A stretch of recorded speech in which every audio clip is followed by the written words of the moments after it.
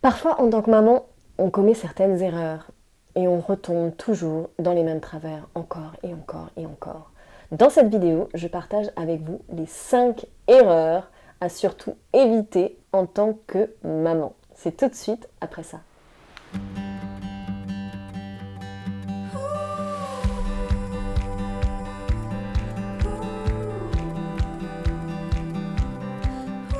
Bonjour et bienvenue sur la chaîne de Rêve Créé Transmis, la chaîne pour vous aider à cultiver et à nourrir votre âme d'enfant. Je me présente, Mélissa Nittenberg, coach créative et fondatrice de Rêve Créé et Transmis. Aujourd'hui, nous allons poursuivre notre série de vidéos sur les mamans. Pourquoi j'ai décidé de faire une série de vidéos sur les mamans? Tout simplement parce que je suis maman de 2 jeunes enfants, que ce parcours a été parfois compliqué et que j'aurais bien aimé avoir quelques petits conseils et astuces sur mon chemin. Et je me suis rendu compte aussi en tant que maman qu'il y avait une chose absolument importante. Et cette chose, c'était quoi? C'était que you first. Qu'est-ce que ça veut dire you first? Ça veut dire vous d'abord. Je me suis rendu compte en tant que maman que si je ne prenais pas soin de moi, alors je n'étais pas en mesure de prendre soin de mes enfants. Donc voilà pourquoi ces petites astuces pour pouvoir vous aider à prendre soin de vous, à vous ressourcer. Et enfin, la deuxième raison qui me pousse à faire ces vidéos, c'est tout simplement parce que j'ai sorti mon livre Vie de mère, vie de femme, ou comment s'accomplir en tant que femme. Un livre dans lequel j'aborde des choses un petit peu taboues dont on ne parle pas forcément, comme le burn-out parental, comme le congé parental, mais également l'allaitement, l'accouchement, bref, tous ces sujets tabous, j'en parle. Je parle des difficultés aussi que j'ai rencontrées, de ma propre expérience, mais également j'offre des outils, des petites choses, des astuces, tout un tas de ressources, que ce soit des vidéos, des films, mais des lieux ressources où vous pouvez aller aussi en tant que parent dans ce livre avec des petites mises en pratique, des petites mises en réflexion, des choses aussi ludiques pour pouvoir avancer pas à pas. Si ça vous intéresse, je vous invite à aller sur mon site www.rêvecréetransmet.com et à aller prendre les informations, c'est dans le petit onglet boutique. Donc aujourd'hui, je voulais parler des 5 erreurs qu'en tant que maman, on a tendance aussi à faire.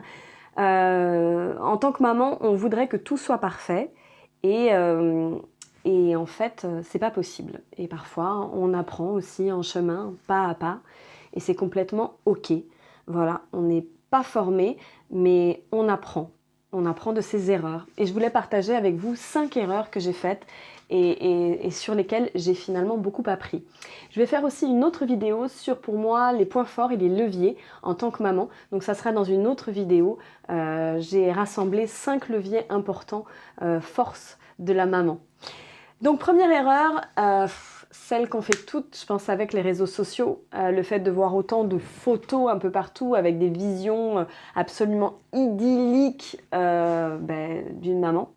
Du coup, ça nous met la barre super haute. On voit des salons super bien rangés, on voit les mamans super bien maquillées, les ongles nickel, on voit des sorties complètement idylliques, les enfants tout bien habillés, tout beau, rien de travers. Et je pense que ça nous met sérieusement une sacrée pression. Alors il faut savoir que toutes ces photos qu'on voit, ce sont des instants T et ça a été extrêmement travaillé pour certaines. Donc c'est là où je vous amènerai à relativiser aussi de ce que vous allez voir. Relativiser parce qu'il y a tout ce qu'il y a derrière et ça on ne nous le montre pas. À ce sujet, je voulais féliciter Sandrea, une youtubeuse que j'ai suivie aussi et que je suis encore, qui fait des vidéos sur le maquillage et j'avais adoré, elle avait fait une vidéo, j'essaierai de vous mettre le lien en barre d'infos. C'était chouette, c'était une vidéo où elle a justement pris le pied de ça, elle a montré la vision idyllique et puis la réalité et l'envers du décor. Et je trouve ça chouette et vraiment je voulais la remercier parce que c'est avec des vidéos comme ça qu'en tant que maman, on met la barre un peu moins haute et puis on relativise et on se dit ah bah oui finalement elle est aussi un petit peu comme moi donc finalement c'est pas si grave que ça. Voilà. Donc relativiser et puis aussi célébrez les choses que vous faites, les choses que vous savez faire, parce que vous savez en faire plein. Et des fois, quand on se compare, c'est parce qu'on regarde tout ce qu'on ne sait pas faire et on ne met pas suffisamment l'accent sur les choses qu'on sait faire. Donc voilà, ça serait mon petit conseil pour ne plus se comparer en permanence aux autres mamans. L'autre point aussi, c'est de prendre les choses personnellement. En tant que femme, on a cette tendance. C'était un des 4 accords Toltec que j'avais adoré, c'est ne prenez pas les choses personnellement, parce que je me suis rendu compte que je le faisais énormément, et en tant que femme aussi, parfois j'avais tendance à y mêler des sentiments, des émotions, parce qu'on est quand même assez proche de nos émotions, comparé aux hommes, et du coup on se fait des films, on invente des choses, on rentre dans notre émotionnel et on se base plus du tout sur les faits d'une situation. Donc vraiment, je vous inviterai à faire attention, les mamans, parce que Marshall Rosenberg, qui a développé la communication non violente, dit bien qu'on est responsable de nos émotions et on est responsable aussi de nos besoins. Et donc, à un moment donné, s'il se passe quelque chose, laissez à l'autre le bénéfice du doute et puis laissez-lui sa part de responsabilité aussi et arrêtez d'imaginer le pire, en fait. Le troisième point qui est important pour moi, c'est de vouloir tout contrôler et être perfectionniste. Et croyez-moi, je vous parle en connaissance de cause. Tout contrôler, c'est pas possible. Parce que déjà, quand vous avez des enfants, vous voyez que vous ne pouvez pas tout contrôler. Et d'ailleurs, ils sont là pour nous apprendre ça, à nous apprendre le lâcher prise. Et parfois, c'est pas évident. Notamment quand vous voyez votre enfant qui veut manger sa glace et qui s'en met partout, vous êtes tenté d'intervenir. Ou il vous a dit qu'il allait se nettoyer et puis il a oublié la moitié du chocolat sur son visage et c'est pas facile. Mais il faut lâcher parce que d'abord vous aiderez votre enfant à expérimenter des choses. Et puis aussi pour toutes ces mamans qui laissent à un moment donné leur enfant à leur mari, à leur compagnon et qui ont du mal à lâcher.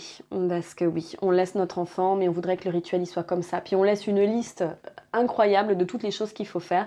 Je crois que lâchez à un moment donné. Laissez aussi votre conjoint expérimenter les choses.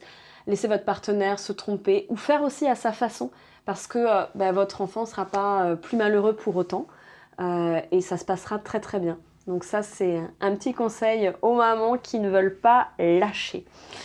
Un autre point important, ne pas dormir. Une erreur mais monumentale que beaucoup de mamans font, de ne pas vouloir dormir. C'est impossible. À un moment donné, vous êtes humaine et vous allez avoir besoin de dormir et sinon ça va rejaillir sur votre famille. Donc, allez vous coucher plus tôt, lâchez toutes ces choses que vous voulez faire pendant toute la nuit pour rattraper le temps. Levez-vous peut-être un petit peu plus tôt, couchez-vous plus tôt, levez-vous un petit peu plus tôt et puis peut-être faites des siestes aussi. Un petit quart d'heure de sieste, c'est important. Des fois, ça peut être juste 15 minutes. Ça recharge quand même sacrément les batteries. Et en tant que maman, je crois que c'est une des erreurs les premières qu'on fait. C'est à un moment donné de négliger notre sommeil et après ça a un impact sur toute la famille, sur nous, sur notre organisme. Donc pensez à dormir et à faire des micro-siestes.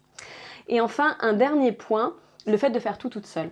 De se dire, moi je peux y arriver, je maîtrise, je sais faire et je vais faire toute seule, voilà.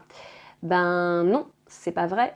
Vous pouvez pas faire tout toute seule. Vous n'êtes pas une Wonder Woman et pour ça, vous allez avoir besoin de l'aide de votre entourage.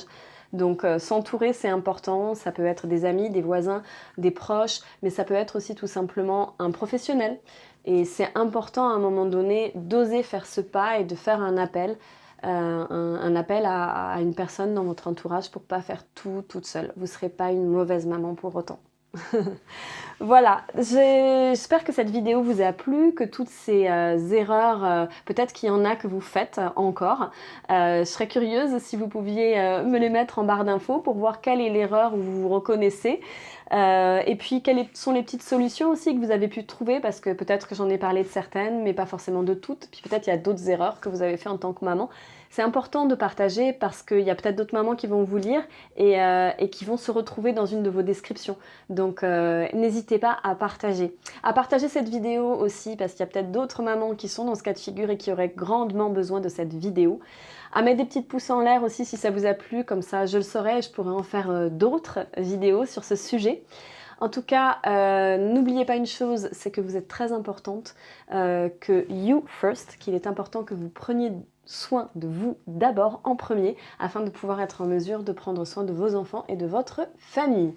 Si vous êtes intéressé par le sujet des mamans, alors je vous invite à télécharger un petit guide sur le site www.rêvecréetransmet.com. J'ai fait une petite fiche gratuite PDF dans laquelle je parle des 4 étapes pour maman débordée afin d'arriver à se ressourcer. Donc je vous invite à aller sur mon site et à télécharger le document. Sur ce, je vous souhaite une très très belle journée et puis une petite phrase qui est très importante que je répéterai jamais assez, n'oubliez pas de nourrir et de cultiver votre âme d'enfant. À très bientôt. Ciao!